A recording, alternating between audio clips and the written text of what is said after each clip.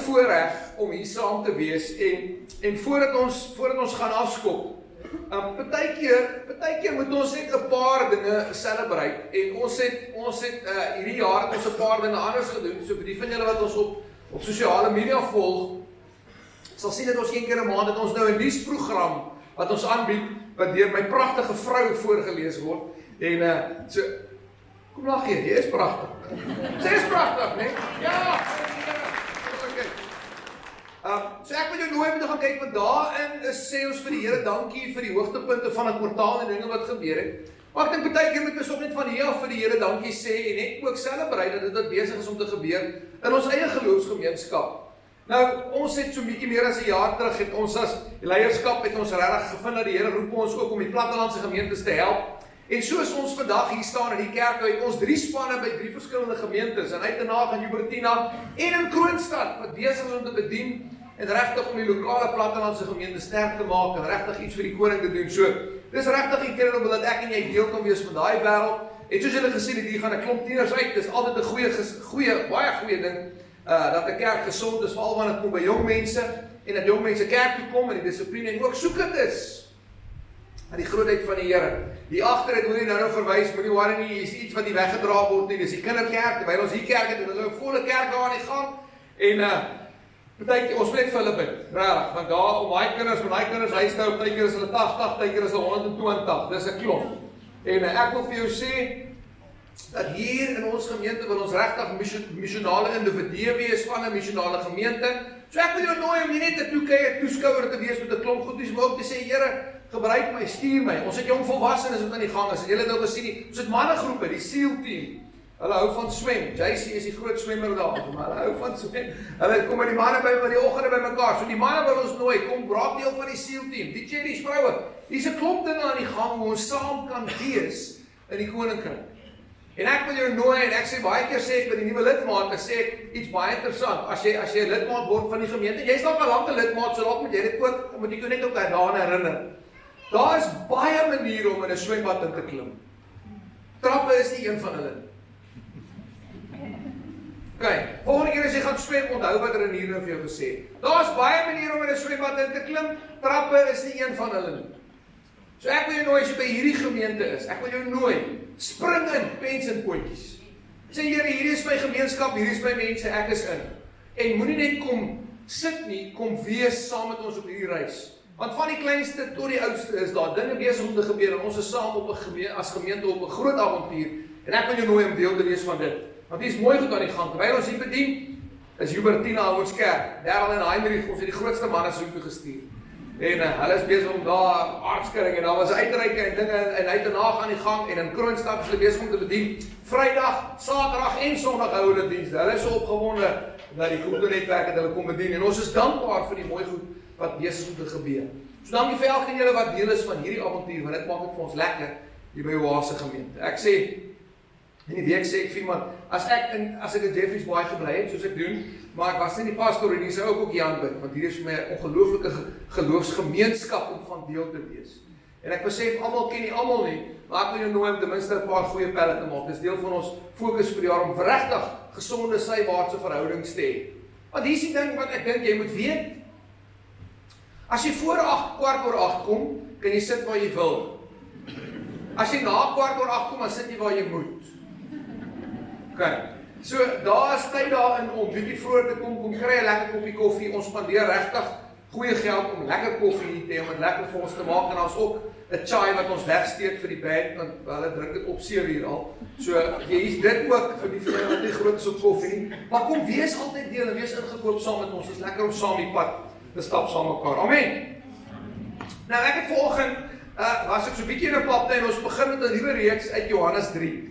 En ek wil jou regtig nooi om vandag Johannes 3 te gaan lees. Vir die van julle wat nie baie lank kan fokus nie, hy het eers meer as 40 verse nie, so dis okay, jy kan hele Johannes 3 lees in 5 minute, okay. Ek wil jou nooi om Johannes 3 te gaan lees. Want een van die redes hoekom ek doen wat ek doen is, ek wil graag as leier, maar ook as prediker, wanneer ek in hierdie tyd in die week hier voor staan, dit op so 'n manier aanbied, dat daar by jou 'n soeke en 'n liefde word vir die woord, soveel sodat jy self sal gaan begin soek en self gaan begin eet. Want hier is die realiteit, om net een keer 'n week te eet, gaan jou nie onderhou nie.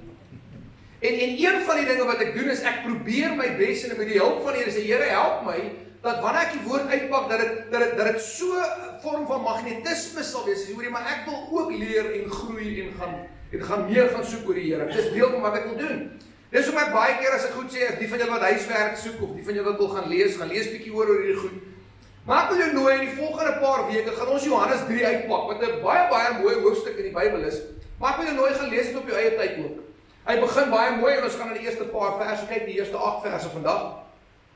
En hy eindig baie sterk op die einde, met eintlik 'n baie sterk waarskuwing, wat seker een van die grootste, en verskoon om te sê, van die verskriklikste waarskuwings is in die Bybel, is die einde van Johannes 3.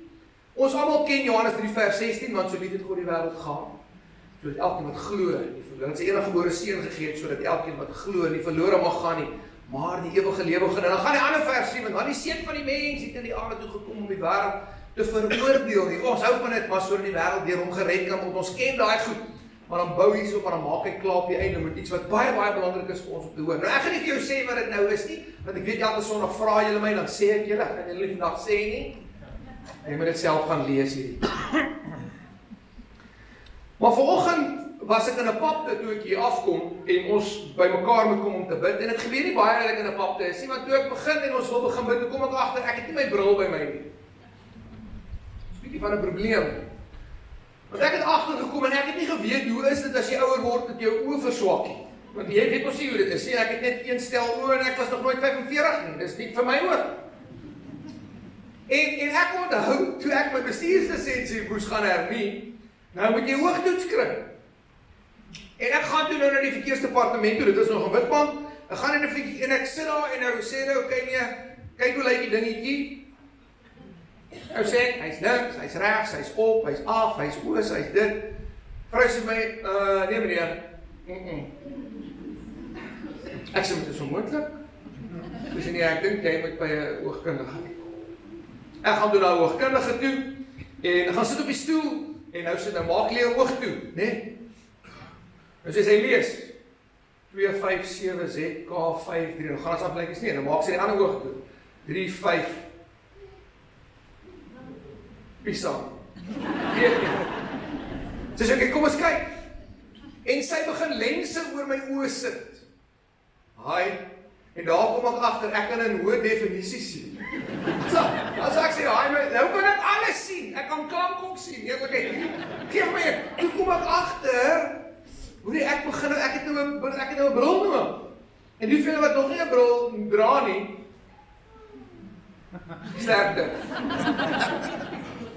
Want ek sê eendag vir my vrou, terwyl ons TV kyk, nou sit ek, nou kyk ek, nou sê, maar ek kan nie rugby telling lees nie, dit was nie belangrik nie, hulle het gespeel, maar ek kan nog steeds nie, ek kan nie die telling lees nie, nou sê ek, maar, dit voel op my oë slaap, hulle is aan die slaap, hulle is nie wakker nie, toe kom ek agter, nee, hulle is heeltemal wakker, hulle kan net nie lekker sien nie.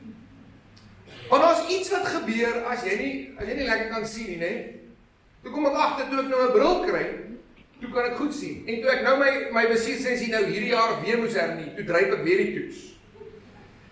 So ek okay, nee, nou is die gala aan, dis nou regtig so, ek word nou ouer. Maar gelukkig was die oogkundige genadig en hy het my gehelp. En toe gebeur daar iets baie interessant met my sig nou die dag. Ek het 'n pad wat dis my die mag van die gewoonte, ek het 'n pad wat ek huis toe ry, as 'n reël, ek ry reguit huis toe, links, regs, huis toe, ry huis toe. Nou hier is die vraag wat ek jou gaan vra, het dit al met jou gebeur, dat jy by iets verby ry, wat jy elke dag by verby ry. En dan is dit asof jy vir die eerste keer in jou lewe iets van daai ding raak sien. Dit het gister met my gebeur. En dis nou snaaks dat ek oor hierdie ding gaan preek, want die tema is oop oor, die reeks gaan oor oop oor. Ek ry verby hierdie plek elke dag. Gister ry ek daar verby, toe ons van die kinders het rugby gespeel. Kom ek en ek ry daar verby en ek kyk sê my, ja, kyk, was hierdie twee volwasse bome altyd hier? En dis groot bome. Dis groot bome. Ek sê maar, dit kan nie wees nie. Dit kan nie wees nie. Hulle het hierdie goed geplant. Nou ry ek en ek kyk so af terug, sê dit kan nie, dit kan nie, dit is onmoontlik. Hoe is dit dat ek nou 3 jaar in die dorp bly en ek het nog nooit hierdie twee bome gesien? Ek ry elke dag hier verby. Het dit al met jou gebeur? Want jou oë is oop, maar jy sien nie. Nou ek wil jou sê die volgende 3 weke, dis eintlik 'n baie groot geestelike kwessie wat met baie mense gebeur. My oë is oop, maar ek sien nie. En ergens is daar iets wat moet gebeur in die wandel van die gelowige, dat my oë moet oop wees om te sien. En ons gaan uitpak hoekom dit so belangrik is. Maar Paulus bevind homself in Athene. Hy is besig om rond te reis, hy is besig om kerke te plant, hy is besig, en hy voel dat die Here roep hom na die heidene toe. Mense wat God nie ken nie, mense wat nie weet hierdie agtergrond. Onthou, want die Romeinse Ryk is baie groot. Israel en Judea is hier in hierdie kant, hulle het hulle eie religieuse stelsel, maar groter is dit in die Romeinse Ryk wat Griekse gode het. En Paulus voel hy is geroep tot hierdie wêreld. En hy vind homself in Athene, wat ons vandag op dieselfde plek is, daai Athene, in Griekeland, hy's daar.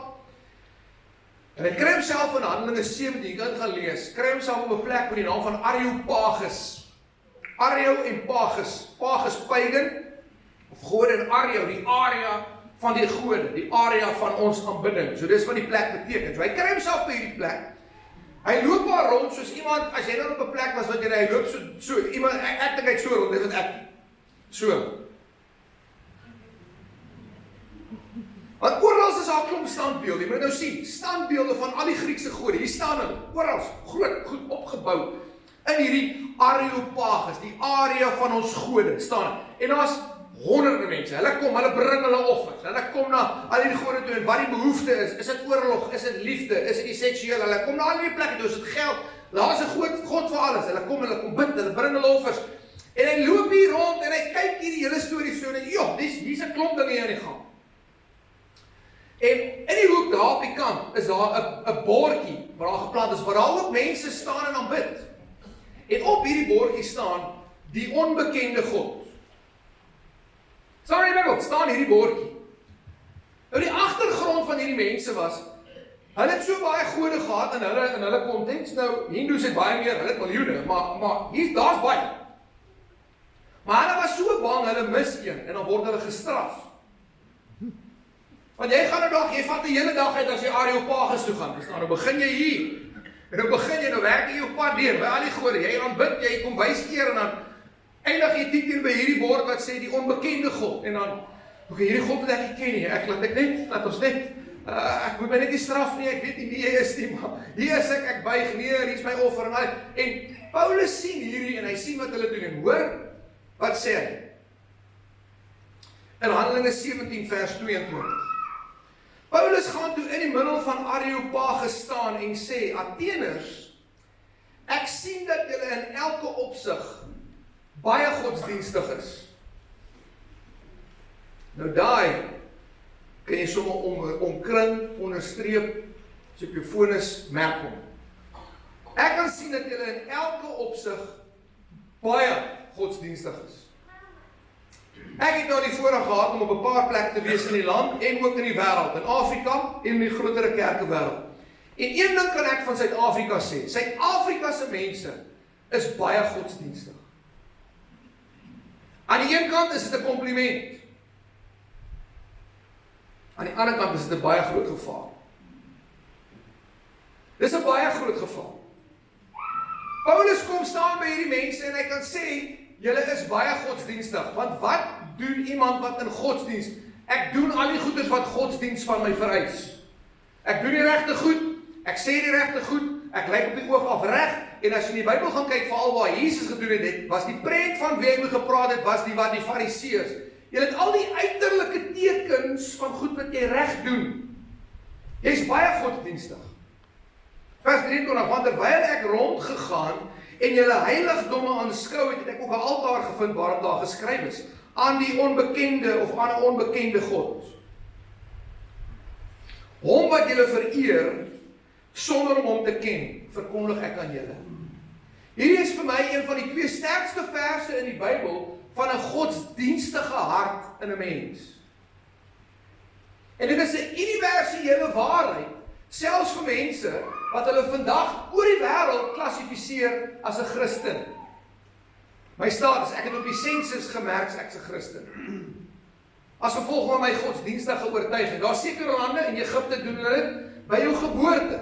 As jou ouers moslems is, word dit op jou ID-boekie geskryf. Jy het nog niks gekies nie, jy kan nog nie eens loop nie. Dan skryf hulle daar Islam. Jy's 'n moslem. Dis daai oortuiging, ek is 'n godsdienstige mens. Aan 'n onbekende God. Hierdie is so groot waarskuwing vir my as 'n leraar en net as 'n volgeling van Jesus Christus wanneer ek hierdie lees. Hom wat julle vereer sonder om hom te ken, verkondig ek aan julle. En dan kan jy die storie kry begin met dit debatteer. Hy gaan staan by die plek van debatvoering, waar die Grieke het baie daarvan gehou, was deel van hulle kultuur, en dan het hy met hulle en die Stoïks en 'n klomp mense in 'n debat gehad en 'n klomp mense het hom gevolg en 'n klomp mense het glad nie van hom gehou nie. Hoe die storie uitspeel. Maar hoe baie het ek al in my lewe gesien hierdie waarheid gebeur. Ons vereer hom, maar ons ken hom nie. Ek wil vir jou sê ek het dit al baie gesien. En dit is goed, die Bybel nooi ons. Jy moet kerk toe kom. Hy sê moenie die onderlinge byeenkomste mis soos wat so baie in die gewoonte het nie. En ek het so 'n paar weke terug, toe maak ek sommer so 'n ligstelling. Dankie vir julle wat elke week is en die vir elke 4 weke is. En daar's ook mense wat net Kersfees hier is. En ook Paastyd. So daar's nou Paastyd hier, dis nou dis dispatch. Nou ons praat van dispatch, ons praat nie van. En dan sien ons hier is weer Kersfees. Nee. Maar die groot fokus is, as my fokus is net, ek moet kerk toe gaan omdat ek kerk toe moet gaan, dan begin ek in 'n godsdienstige rad verval. Want die uitnodiging wat Paulus hier vir ons probeer maak as 'n kerk, hy sê, hoorie, julle vereer iemand wat julle nie ken nie. En dan wat sê Jesus in Johannes 17, vers 2 en 3, hy sê, wat is die ewige lewe? Die ewige lewe is om God te ken in sy seun Jesus Christus. Dit is die ewige lewe om hom te ken. As ek net sê ek was godsdienstig, wil ek vir jou sê, my vriend, om net godsdienstig te wees, gaan jou nie help nie. Ewige lewe is om God te ken en sy seun Jesus Christus. En ek het nou die voorbeeld gebruik, ek gaan dit weer gebruik vir die van julle wat nie hier was nie. As iemand aankom by jou huis en hy sê, ek wil hier kom bly want ek is 'n great mens. Ek betaal belasting. Ek breek nie die landswette nie. Ek doen alles wat die staat van my vereis. Ek wil graag in jou huis kom bly. Wat gaan jy vir hom sê? Excuse me. Ek gee nie hoeveel belasting jy betaal nie. Dis irrelevant. Wat gaan jy vir hom sê? Ek weet nie wie jy is nie. Ons verstaan die eenvoudige beginsel. Maar Paulus kom sê, hy sê, ek sien dat julle baie godsdienstig is. Baie. En reg deur die Bybel kry ons hierdie ding. Waar Jesus sê, jy vereer my met jou lippe, my hart is ver van my. Jy bring al hierdie offers, maar jy buig nie jou hart nie. Hy kom sê, al hierdie goed van ons, doen al die uiterlike goed, doen ons mooi en reg. God soek nie verandering by my nie, hy soek vernuwing. Hy wil my nuut maak. Hy wil nie net sê, hoorie, ek wil jou beter maak nie, ek wil jou nuut kom maak. Dis wat hy wil kom doen. En Paulus praat met hulle oor hierdie realiteit. Nou kom ons kyk wat gebeur in Johannes 3. Baie interessante persoon wat hier by Jesus opeindig, met die naam van Nicodemus. En ek gaan die eerste 8 verse vir ons lees. En daar was 'n man uit die Fariseërs met die naam Nicodemus, 'n owerste van die Jode. Nou vers 1 sê al klaar klomp goeters van hierdie man. 'n Owerste van die Jode, hy was op die Sanhedrin. Nou die Sanhedrin is die top religieuse raad gewees in Juda en Israel. Dit was die hoofraad, dit was die topraad. Dit is amper soos hy's 'n parlementêre lid. Dit is die hoogste besluitnemingsraad en invloedsraad in die land. Ja, hulle is oorgevat deur die Romeine, maar hulle kon redelik autonoom aangaan met hulle religieuse bewegings. So hy is een van daai manne. Hier is 'n baie senior figuur. In 'n eerste Joodse konteks. 'n baie senior figuur.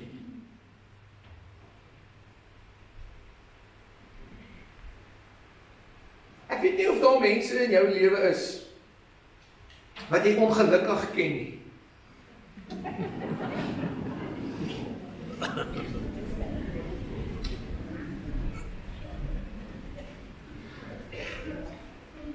Jy sal nie graag saam met hulle in die openbaar gesien wil word. So hierdie storie speel presies soos dit af. Nicodemus is 'n senior man, van senior status, van senior invloed. Hy wil nie hê hulle moet weet hy het Jesus kom sien nie. Want as 'n reël, vir meeste mense, as jy 'n afspraak maak met mense, dan doen jy dit in dagure. Hy het in die nag, sê vers 2, hy het in die nag na Jesus gekom en vir hom gesê, Rabbi, ons weet dat u 'n leraar is wat van God af gekom het, want niemand kan hierdie tekens doen wat u doen, as God nie met hom is. So Nicodemus, hierdie senior figuur, kom in die nag na Jesus toe, want hy wil nie hê mense moet agterkom, hy kom sien Jesus. Maar wat gaan die mense sê? Wat gaan as hulle weet? Wat gaan hulle doen as hulle weet? Ek was by Jesus. Want Paulus sê, ek het sien, jy is baie godsdienstig.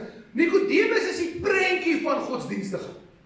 As hulle mense is wat verstaan het hoe die sisteem werk van godsdienst, as hulle ou met die naam van Nicodemus, die fariseërs het dit beheer en dit bestuur, en hulle het die hele wêreld geran, dit was hulle wêreld. Hy verstaan hy. En hy kom na Jesus toe, en hy kom sit by Jesus. En hy begin met 'n kompliment. Maar Jesus faal nie vir dit. Hy sê Jesus nie, ons kan sien dat hy 'n leraar is van wat God af gekom het, want niemand kan hierdie tekens doen as God nie by hom is nie. Ek wat sê, Jesus sê nie vir hom, ag dankie Nicodemus, jy's reg. Jy's Nicodemus, jy het maar insig en wysheid. Hy sê nie dit vir hom nie. Ek wat sê, Jesus antwoord en sê vir hom, voorwaar ek sê vir jou. Nou as jy daai lyn in die Bybel kry, voorwaar ek sê vir jou, dan is dit vir die luisteraar geskryf, op hierdie stadium is dit Johannes, sit regop, maak op jou ore, hier gaan nou iets baie belangrik gebeur. Dis in Afrikaans, as jy nou ooit met jou vrou of jou man of iemand geargumenteer het dat jy bietjie in die rooi gedruk het, dan sal jy argumenteer, weet jy, soos almal weet, ons, jy gaan ons so deur die motions, en dan okay, gaan ons mekaar vind, nee, ons gaan mekaar nie vind, hier gaan ons nie, ons is by die afgrond, ons is op pad, ons, hier kom hy kom, hy gaan dit, en dan is jy besig om, jy is besig om hom reg te kry, jy sit hom in posisie, jy laai hom oor, party ons wat hom stadig soos in die geweer oorlaai, en sê, okay, jy hou aanpraat, vertel die patroon uit, en hy druk ons soos 'n voorlê, nee, hou aan. En dan maak hy hierdie stelling, en dan baie keer gaan hy gepaard met 'n vingertjie ook. Luister nou mooi vir my. En dan pak hy uit, okay. Luister nou baie mooi vir my, en dan weet jy, okay, ons het nou sit klaar, nou sit aan. Dis wat gebeur as jy voorwaar ek sê vir jou. Dis 'n geestelike term wat sê, luister nou baie mooi vir wat ek nou vir jou gaan sê. Want Nicodemus loop by sy huis in die donker. Nou gaan hy na Jesus toe. Nou hy loop nie net so.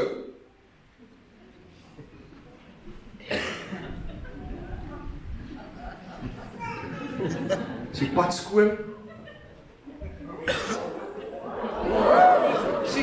Sien. Iemand het my gesien. Dis hoe hy daar aankom. Iemand moet net nie weet dat ek hier sien. En hy kom sê mense sê, hy is 'n profetiese leraar. Wonderwerke, ons sien dit, ons weet dit. Voorwaar ek sê vir jou. Daar's nie van hoorie wie sê waar kom hy vandaan nie. Jesus weet dit alles van hom. Voorwaar ek sê vir jou. As iemand nie weergebore word nie, kan hy die koninkryk van God nie sien nie. En toe ek dit nou afval, kan ek sien nie mense, maar nou weet ek glad nie wie sy doen. Okay, dis beter. Want as jy nie weergebore word nie, is jou oë oop, maar jy kan nie sien nie. Iemand wat die toppunt van godsdienstigheid is, wat op die oog af alles reg doen, al die regte geleide maak, al die regte almosies gee, op die regte tyd sy offer bring, alles reg doen. En hy kom by die profeet, hy kom by die Messias en hy sê, leraar, Rabbi, God is by wonderwerke, ek kan dit sien, maar kom in die aand. Niemand moet weet ek sien nie. Voorwaar ek sê vir jou, as iemand nie weergebore word nie, kan hy die koninkryk van God nie sien nie. Kyk, hierdie is die kruks van die gelowige se wandel. As ons nie wedergebore word nie, en ek sal glo almal van ons hier is, kan ons die koninkryk van God nie sien nie. Jou oë is oop, maar jy kan nie sien. Hierdie is mense wat groot geword het met die geskrifte, met die Torah, die Pentateuch. Hulle het groot geword met hierdie goed. Hulle is godsdienstig deur en deur. En Jesus sê vir hom, wow, luister nou mooi vir my, Nikodemus, as jy nie weergebore word nie, gaan jy nie kan sien nie. Here, hoe is dit moontlik? Dit is sy reaksie. Hoor wat sê in vers 4. Nikodemus sê vir hom, hoe kan 'n mens as hy oud is, gebore word? Hy kan tog nie 'n tweede keer in die skoot van sy moeder ingaan en gebore word nie. Nikodemus weet hoe werk dit. Hy sê, maar Here, nou vra hy baie goed vir my. Hier is ek dan. Ek is lewendig, ek haal asem, ek het hande, voete, ek loop, ek kan praat, ek weet wat aangaan. Hoe gaan ek weer terug in my ma se skoot en ek word weergebore? Dit kan ons nie gebeur nie. Jesus antwoord hom en sê in vers 5, Voorwaar, ek sê vir jou, as iemand nie gebore word uit water en gees nie, kan in die koninkryk van God nie ingaan nie.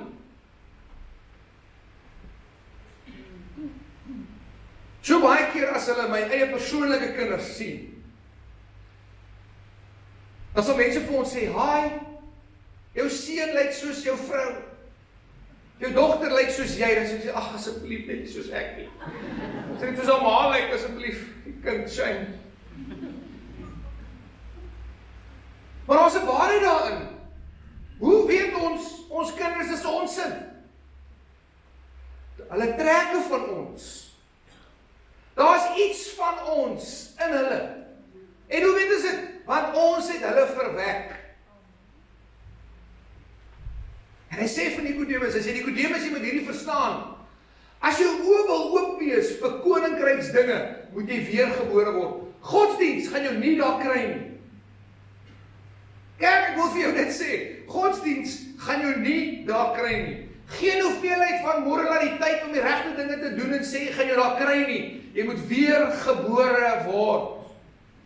En hy sê, maar Here, hoe is dit moontlik? Ek kan nie, hy sê, as jy nie van water en die gees gebore, kan jy nie ingaan. Nou daai water, as jy 'n bietjie wil gaan uitpak, vir die van jou wat wil bietjie dieper gaan, as net om Johannes 3 te gaan lees, daai woord water daar, beteken 'n klomp goed. Jesus sê in daai eenstelling, 'n verskriklike klomp goed. Aan die een kant sê hy, die eerste gebore kom uit water. Kan die van julle wat nou onthou hoe dit gewerk het? Die ma se water breek. En partykeer breek hy nie, dok, ek weet dit nie. En dan help die dokters dit aan. Okay, help jy. Hy sê jy word eers uit water gebore en dan word jy uit die gees. Daar moet twee gebore, daar moet 'n weergeboorte plaasvind. En dan is die een verwysing. Die ander verwysing is dit na die doop.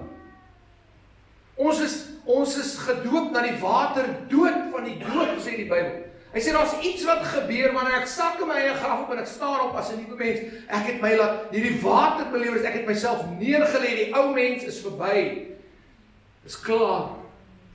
En as ek vir jou sê, as jy vir 'n nierkleins wil vra, en ek weet dit is iets wat ek al vir 3 jaar sê, Johannes 3 vers 30, en hierdie ding, Here, maak my minder, dat U moet meer word, is daar desperaatheid in my eie gemoed, in die laaste 6 maande, Here, maak 'n einde aan my.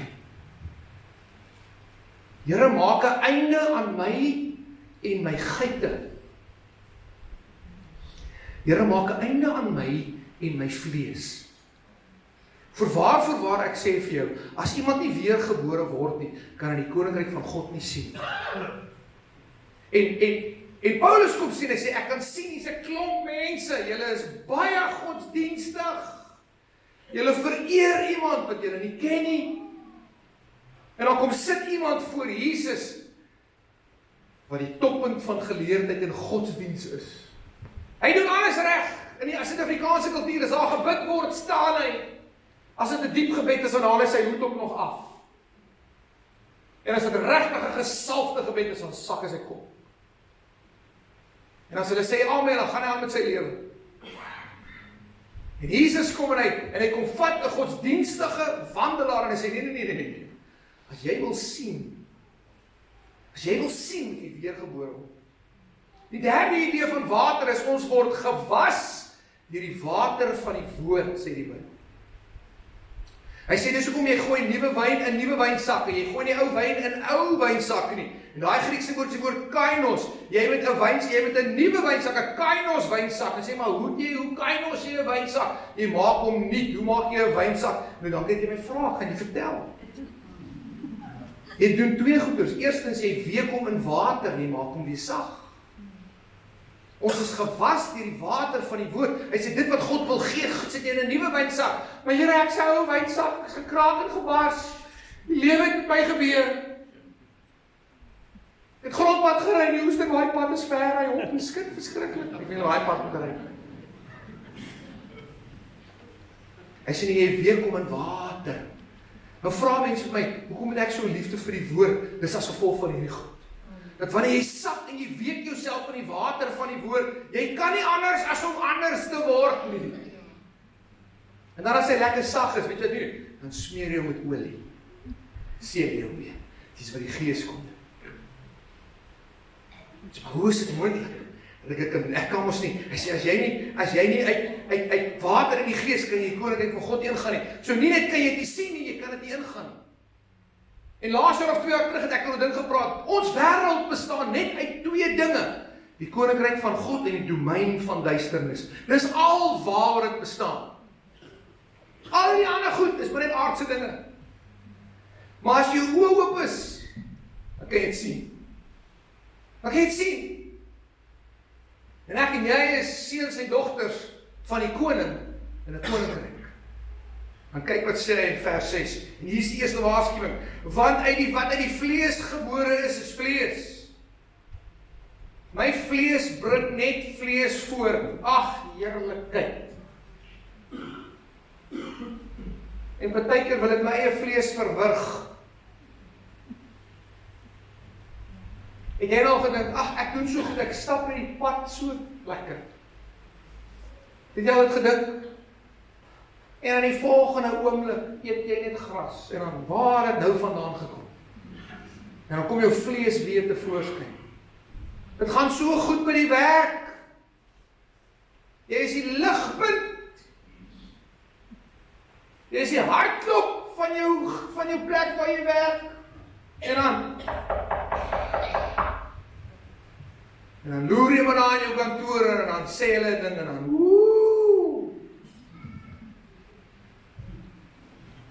laai patrone. Begin die vingertjies voor op. Luister nou mooi vir my. En dan vra jy self, hoe het ek hier gekom? Want jy sien, Jesus sê, vlees bring net vlees voor. Dis al wat dit kan voortbring. En wat uit die Gees gebore is Gees. Hier is die uitnodiging vir ons as gelowiges. Wat uit die Gees gebore is Gees. En hier is die misterie van die werk. En dit is week 1 se realiteit. Hier is die misterie van hierdie Godwerk. Die weergebore aksie van God wat ons lewe gee, is iets wat hy doen. En ek het dit Sondag gelees met opstanding Sondag in Efesiërs 2. Toe ons dood was as gevolg van ons oortredinge, het hy ons lewend gemaak. Hy sê dit 2 keer. En toe ons dood was in ons oortredinge, het hy ons lewend gemaak en ons laat sit in hemelse plekke by God. Efesiërs 2:1 en 2 en Efesiërs 2:5. Kan jy dit onthou? Dis iets wat hy doen. Ons kan roep en hom vra.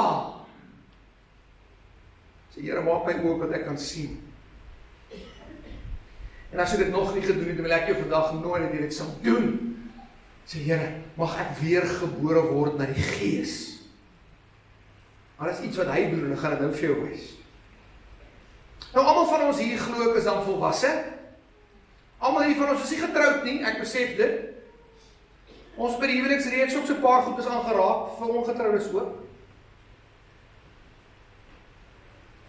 Om 'n kind te verwek, gaan my woorde mooi met kies.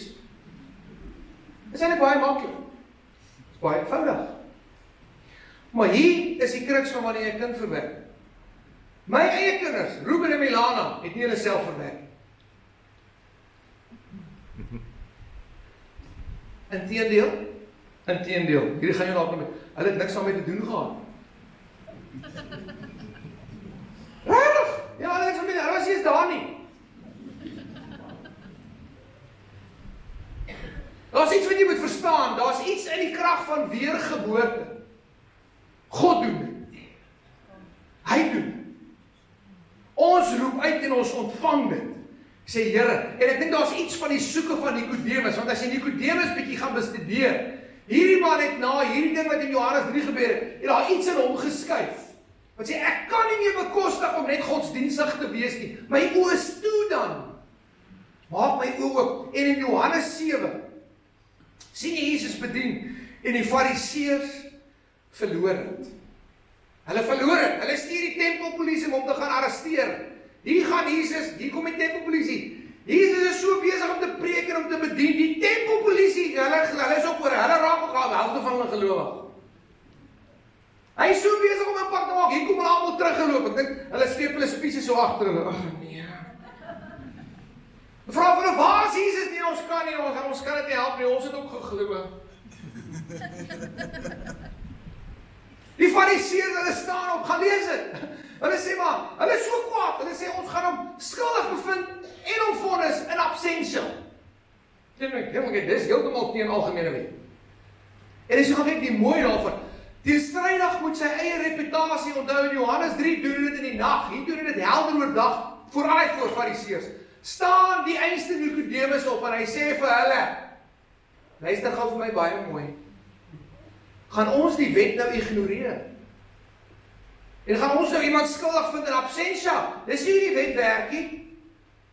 Hulle is so kwaad, hulle skreeu omdat hy moet stil bly. Maar iets is besig om in Nikodemus te skuif. Sy oë is besig om oop te gaan. Hy is besig om die koninkryk te sien. Hy is besig om daarin te begin wandel. En is baie groter as my godsdienswerke. En aan die einde van sy lewe maak sy lewe klaar. Jesus het gesterf. En hy, en ek het dit laasweek ook genoem, en ek wil klaarmaak met hierdie gedeelte oor hom, maar dan gaan ons die laaste gedeelte kyk. Hy en Josef van Arimatea sê, gee ons Jesus se liggaam. Josef sal die graf en ek gaan hom balsem. En Nikodemus doen dit op die grootste dag, die sterfdag van Jesus Christus, waar almal hom kan sien. Sê ek sal hom gaan begrawe. Want my oë het oopgegaan. My oë het oopgegaan. En kerk moet vir jou sê, wanneer ons hier is as kerk, dan is dit hoe jy sê, my oë is oop om te sien, ek is 'n koninkrykskind. Ek is deur die Gees verwek. Ek leef nie meer volgens my vlees nie. My vlees se gedrewenheid is nou twee, dit staan nou agter in die ry, in wat my gees lewe van my vereis, want my oë het oopgegaan. Ek is nou 'n koninkrykskind. Vers 7. Moenie verwonder dat ek dit vir jou gesê het, jy moet weergebore word, sê aan Nikodemus. Vers 8, die wind waai waar hy wil, en jy hoor sy geluid, maar jy weet nie van waar hy kom en waar hy gaan nie. So is elkeen wat uit die Gees gebore word. Jesus kom sê vir Nikodemus, 'n weergebore lewe is iets wat God kom doen. Efesiërs 2 sê, ek en jy is dood, hy kom doen hierdie werk. Ons kan dit net ontvang. Ons word genooi tot bekering, ja, of van plan en van rigting verander, maar geesgeboorte gee God. Ek kan net sê, Here, maak my oë dat ek kan sien, en as ek vir jou sê, en ek het dit laas jaar gesê, as daar een ding is wat jy as ouer, en ons het nou 'n klomp tieners hier agter, en ons het nou hordes kinders hier agter, en ons klomp van julle wat julle kinders by julle het, of hulle selfs uit die huis uit, ek wil sê, as daar een ding is wat jy vir jou kinders kan bid, is die volgende, Here, maak hulle oë oop om U te sien. Ek en my vrou, ons lees en ons bid en ons doen al hierdie goeders, maar as die Here nie hulle oë oop gaan maak om te gaan sien nie, gaan hulle oop wees, maar hulle gaan nie kan sien, hulle gaan deur die lewe loop, blind. Ek wil jou nooit so iets wat jy kan bid vir jou geliefdes, is Here, maak hulle oë oop om U te sien. Maak hulle oë oop om U te sien. Ek wil nie hê, my kinders, jou kinders, net godsdienstig wees. Ons het hulle Sondag kerk toe gebring, en ek dink, dis die bestek van my wandel, ek moet kerk toe kom. We are not just called to gather together. We are not just called to gather, verskoon nou die Engels, want ek klink dit in my kop beter, jammer. We are not just called to gather, we are also called to grow. We are not just called to gather, we are also called to glow. Julle is die lig van die aarde. Skyn so, dat die mense julle Vader en heel, we are also called to go. Maar vir baie mense in Dispatch is die hoogtepunt van my wandeling, as ek Sondag in die kerk was, nou was ek godsdienstig. Voorwaar ek sê vir jou, as iemand nie weergebore word nie, kan jy nie sien nie. Ek is besig en ek leef in 'n koninkryk van God. En ek is deur sy gees verwek. En wanneer ek deur sy gees verwek is, en ons gaan die praktiese van ons eie kinders, dan lyk hulle so bietjie soos ek. Hulle doen so bietjie soos ek. Mense kan sien my kinders is myne.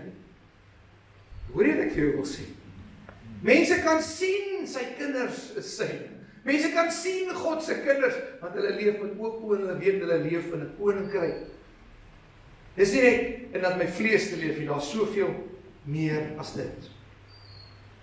Titus 3 van vers 4. Maar toe die goedertierenheid van God ons verlosser en sy liefde tot die mens verskyn het, nie op grond van werke van geregtigheid wat ons gedoen het en ons niks wat hy kan doen nie,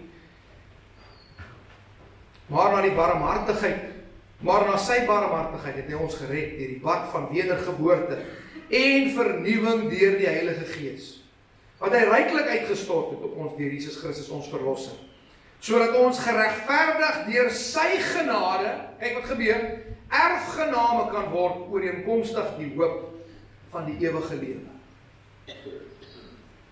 En ek sou glo al 500 of 600 van ons wat hier is vandag, dat het die Gees geboorte ontvang, dan is ek 'n erfgenaam van dit wat die Here kom doen het. 1 Petrus 1 vers 3 geseënd is die God en Vader van ons Here Jesus Christus, wat na sy groot barmhartigheid ons die wedergeboorte geskenk het, tot 'n lewende hoop deur die opstanding van Jesus Christus uit die dood. En dan vers 23, want julle is wedergeboorte, nie uit verganklike saad nie, jy funksioneer nie langer deur jou vlees nie. Jy is nie verwek uit verganklike saad nie, maar uit onverganklike saad, deur die lewende woord van God, wat tot in ewigheid bly. Prys die Here. En as ek nou kan aanhaal met wat ek laasweek gesê, die dag wat hierdie gebeur, wat ek sê, Here, ek is 'n kind van God, ek is deur U verwek, dan begin jou ewige lewe alreeds. Jou ewige lewe begin nie die dag as jy sterf nie, dit begin die dag van jou wedergeboorte. Kom ek sê gou vir nog 'n ding, my Ruben en Milana se lewe as ons kinders, het die dag nie begin toe hulle gesê het, Dada, Mama. Ek sê, hoe cute is hulle? Hulle was van die begin af ons kinders. Ons het hulle verwek. Deur onverganklike saad, deur die lewende woord van God, tot in ewigheid. Vers 24 van 1 Petrus 3. Want alle vlees is soos gras en die heerlikheid van die mens, soos 'n blom van die gras. Die gras verdor en sy blomme val af, maar die woord van die Here bly tot in ewigheid. En hierdie woord is aan julle verkondig, wat die lewende woord wat lei tot die ewige lewe. Jakobus 1 vers 18. Volgens sy wil het hy ons voortgebring deur die woord van die waarheid, sodat ons as eerstelinge van sy skepsels kan wees. Kerk in die begin van Johannes 3, die reeks, en Nikodemus wat by hom kan sit en ons gaan klomp dinge uitpak, later praat Johannes die Doper, en dan maak ons klaar op 'n baie sterk punt wat ons uitgenooi word as gelowiges. Wil ek jou kom herinner daaraan. En ek glo dis elkeen van ons hier vandag, die wat weergebore is, uit onverganklike saad tot die ewige lewe, wat die woord van God is wat dit kom doen, skryf Petrus en Paulus en Jakobus hierdie goed, hierdie werk wat God doen, hierdie misterie van die hemel om ons lewend te maak terwyl ons dood is, dan is ek nie meer godsdienstig. Maar my oë is nou oop en ek het die koninkryk ingegaan. En wanneer dit gebeur, dan gebeur 'n paar goed en hiermee maak ek klaar. Ek maak die boekie klaar, want hulle sê baie keer die pastoor sê hy is klaar, dan gaan hy nog aan vir 15 minute. Maak die boekie klaar. En Dirk het dit so mooi vir ons uitgepak 2 weke terug. Die vriende wat hier was. As jy nie was nie, gaan luister die preek. As ek daar kom en ek sê, maar my oë is nou oop, ek kan sien. Ek het nie 'n klomp goed wat ek net afmerk uit godsdienst nie. Ek lewe in koninkryk as 'n koninkrykskind. Dan begin 'n paar goed met jou gebeur. Inteendeel 3 goed begin met jou gebeur. En deel van dit is deel van ons hart ook as gemeente. Ek begin 'n missionale individu word. Ek kan dit nie help nie. Want my oë is oop. Ek gaan nie met hierdie lewe blind nie. My oë het oopgegaan. Ek kan sien wat is. Ek kan sien waartoe die Here my uitnooi en ek kan sien waartoe die Here my motiveer om te wees. Ek kan dit sien, ek kan dit nie help nie. Dan raak ek 'n missionale individu. Dis nie iets wat ek hoef te doen nie, dit gebeur net. Ruben en Milana, weer eens as ons kinders kan gebruik, my kinders hoef nie probeer om my kinders te wees nie, want hulle is my kinders. Dink gewoon, jou eie kinders, hoef jy elke dag op te staan en sê, nou moet ek JC en Petrus se kind probeer wees. Probeer, net jou probeer. Hulle hoef dit nie te probeer nie. Jy is 'n kind. Dan is my oë oop, ek kan dit sien. Kan dit sien. So dan raak ek 'n missionale individu. Daar's 'n missie in my lewe. Ek besef, hier's 'n koninkryk waarvan ek deel is en ek het 'n rol om te speel. Ek's 'n ambassadeur van die koning, oral waar ek gaan. Maar die tweede ding wat gebeur is, ek is ook deel van 'n missionale ekosisteem. Daar's 'n ekosisteem waarin ek begin leef. Ek begin die dinge van die vlees, van die wêreld, begin ek nou weg. Dit raak nou minder belangrik. Die skyn, die nog, die materialisme, die goeders, dis alles mooi en dis reg in die Bybel, is nie te anti dit nie, maar dit moet nie die plek vat van die grootheid van God. Dit raak nou minder belangrik vir my. Kyk, toe ek jonger was die hoogtepunt elke 24 maande. So ek jonger was, ek bely dit, moet my nie judge nie asseblief. Kyk, soos ons jong mense sê, moet my nie judge nie, my nie asseblief net nie judge. Maar toe ek jonger was die hoogtepunt elke 24, en elke 20 maande, as ek my selfoon kon upgrade. Dit was lekker. Dit was so lekker. Want dit was so lekker om hier te wees. En dan sit ek nou by al die who's who in die zoo. Ek 26, ek's jong getroud. My vrou is pragtig, sy is nou nog pragtig. Sy is hierdie jaar 20 jaar getroud, prys die Here. En dan sit ek daar en vra hulle, wat se foon het jy?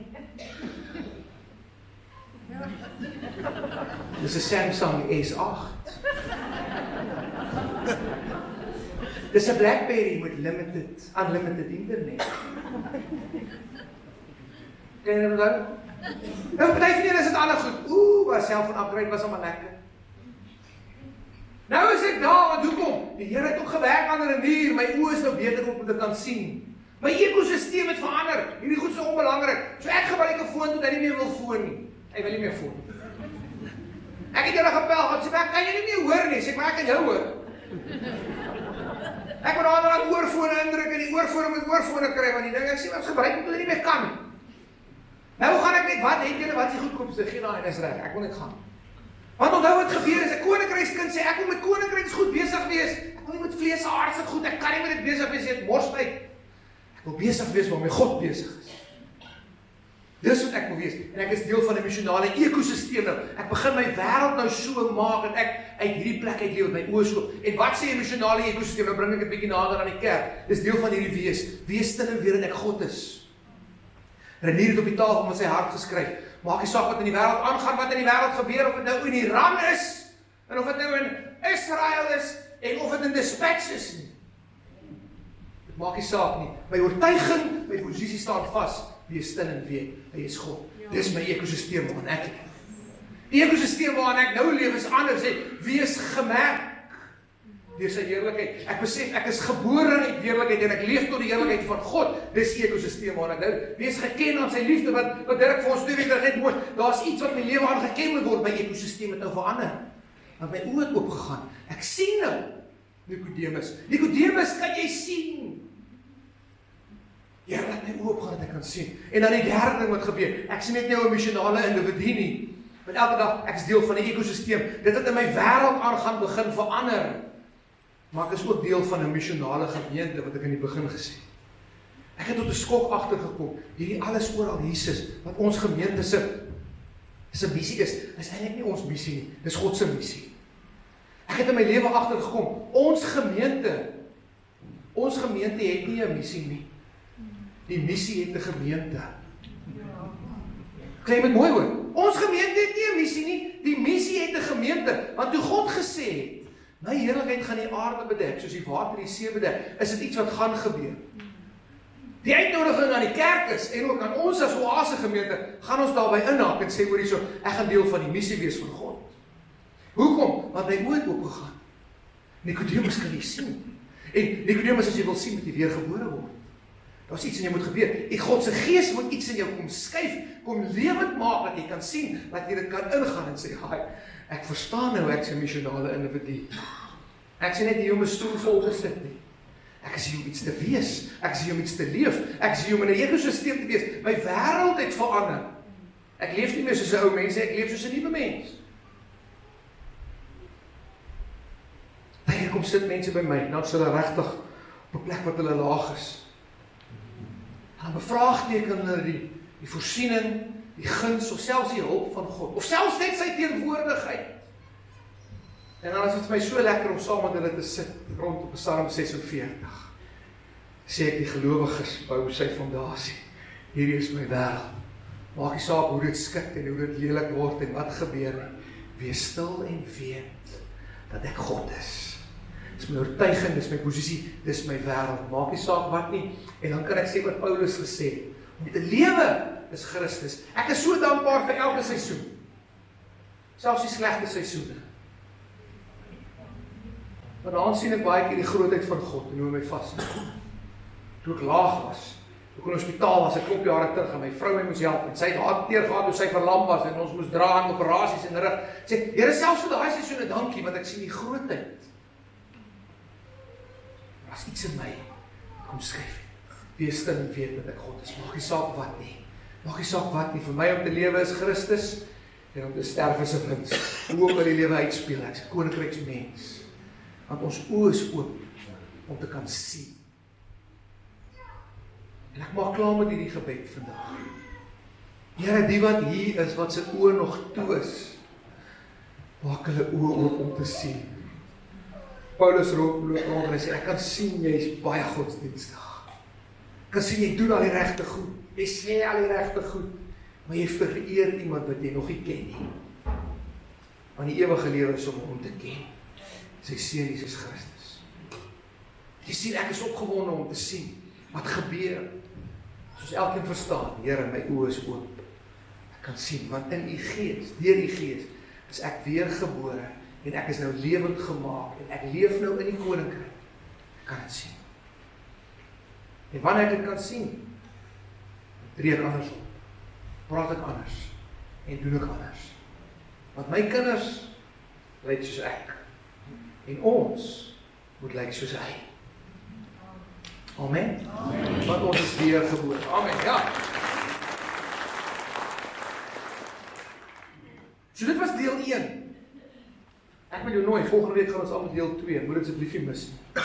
Ek wil so graag saam met jou bid. So ek gaan jou vra om te staan, saam met my. En ek wil jou regtig aannooi om die hele Johannes 3 te gaan lees. Saam ons hierdie proses te stap, en ek wil jou nooi, as ek nou amen gesê het hiervoor, as iemand van julle wat persoonlike gebed nodig het, sê, as by die begin gebid, en jy is op die plek van desperaatheid, en jy het gebed nodig, kom asseblief, ons wil baie graag saam met jou bid, en die Here vertrou, voor 'n wonderwerk. Maar steek jou aan uit na my, maar uitsteek jy, en ons gaan mekaar seën met die seën van die Here. En nou, mag die genade van ons Here Jesus Christus, en die liefde van ons Vader,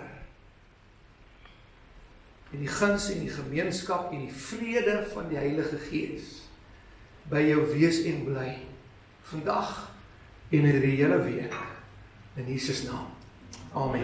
Amen. Vrede vir jou, kom drink 'n bietjie koffie, moet ons graag saam